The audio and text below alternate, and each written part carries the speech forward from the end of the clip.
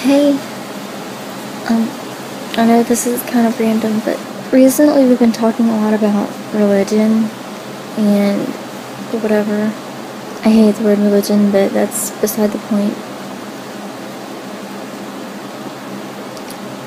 And I don't know.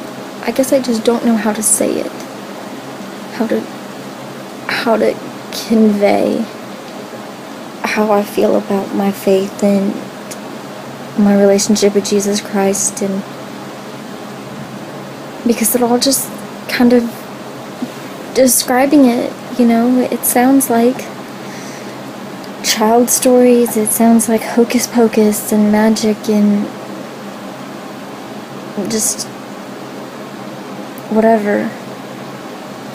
And it also can sound really pretentious and all the things that I hate about people that claim to be Christians and followers of Christ, and all the things I know you don't like either. But it's so the hardest thing for me to explain, because I don't even know where to begin, is the need for a Savior. And what I mean by that is, I firmly believe everybody needs Jesus. And I know you don't like that, or the way that sounds. But I don't know how to explain it any way other than that,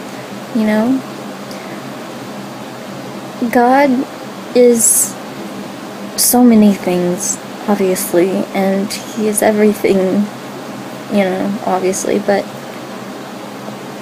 ultimately God is an almighty, all-powerful, awesome, and holy God. And when we read in the Bible, that means that He can't touch sin. And everyone has sinned. It says all in Romans, all have fallen short of the glory of God. I always take that to mean no one can ever say that they are better than anyone else for anything that we have done, because I think that puts all of us on the same playing field. That all have fallen short of the glory of God. And I know people want to put some sins higher than others, and that some have more pull than others and everything like that, but I don't think that that's how God sees it. It says that sin is sin, and that everyone has done it. If you only sinned once, if you've sinned 1,000 times, it's everyone, all have fallen short of the glory of God. So that's why I think that the statement can be made that everybody needs Jesus. And I don't know a way to explain it that isn't so childlike and elementary and just, not applicable, but I know that I couldn't live my life without the love of my Savior, Jesus Christ. I know you say that God isn't a really big part of your life.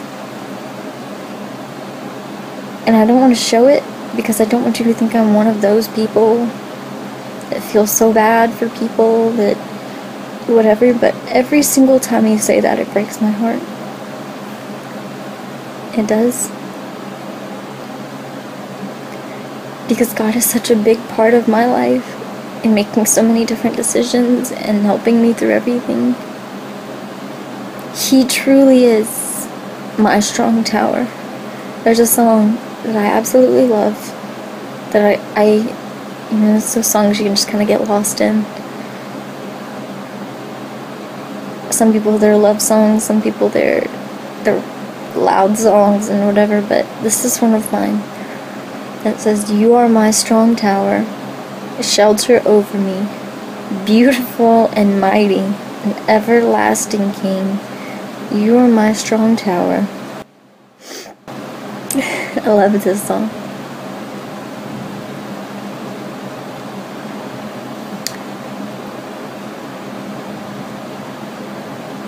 You are my strong tower, fortress when I'm weak. I can hardly say the words. They're just so perfect to describe as so many things I've been through.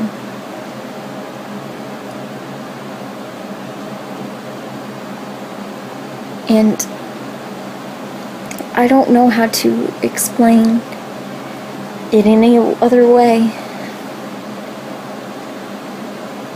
I know you don't think that you necessarily need him. And maybe right now you don't think that you do. And another thing I've struggled with is I know it's not my job to make you believe.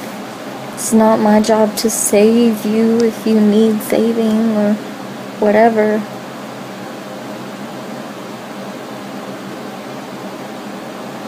But I just want you to know that I would love more than anything for you to love God as much as I do. And have the same kind of relationship with Jesus Christ that I do.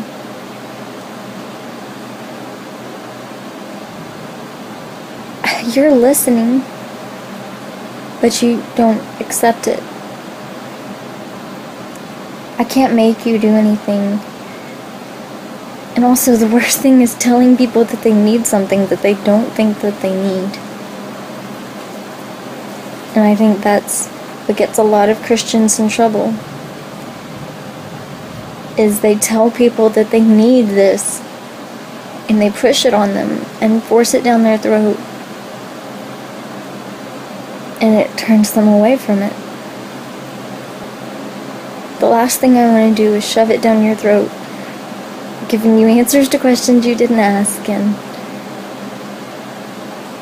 trying to force you to believe something that maybe you don't want to, but I'll say this.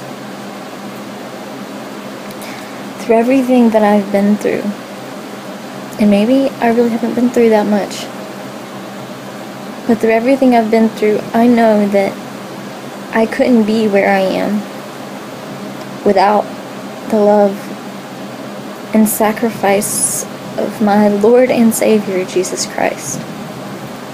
For God so loved the world, he gave his only begotten Son. For God so loved the world, that who shall ever believeth in him shall not perish, but have everlasting life.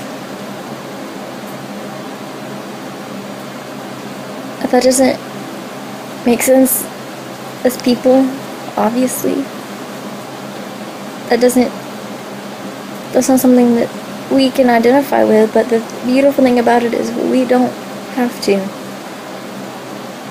I know you think logically and everything else, but I'm a firm believer that not everything can be explained with logic by any means. And I believe in an awesome and holy Creator that even though all have fallen short of the glory of God, that we have all been touched by sin, so that he shouldn't be able to touch us. He shouldn't be able to have anything to do with us. But he loved us so much, he made a way. And is always reaching for us.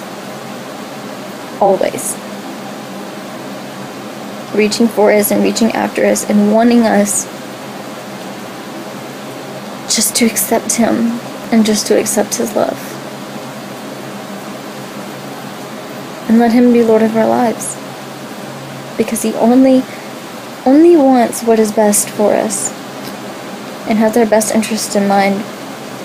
And a lot of people have our best interest in mind, but the unique thing about him is He knows what's going to happen. He holds the whole world in his hands. The little kid's song, but it doesn't mean it isn't true. And if we let him be the Lord of our lives, and, in Proverbs, it says, this is an exact quote, and I should know it from the amount of times I've heard it in church and everything, but trust in the Lord with all thy heart, and lean not on your own understanding, but in all ways acknowledge him, and he shall direct your path. And the thing is, he's not going to direct it in a wrong way, because he knows what's going to happen. And I know that the path that he directs it in will make more sense for me and make me happier than I could ever imagine, because that's all he wants. I can't make you believe that. I can't make you think that way. You could dismiss everything that I'm saying as crazy and babbling and just another religious person talking, but I believe that wholeheartedly. And I would give anything for you to believe that too. Because I love you and want what's best for you. Cliche, but they become cliches because they're accurate. And I know it's not a big deal to you, but it's the biggest deal to me. And I will always love God more than anything in my entire life. And love my Savior, my Redeemer, in Jesus Christ more than anything else. And my love for Him and His love for me only helps me and enables me to love others more, including you. I love you.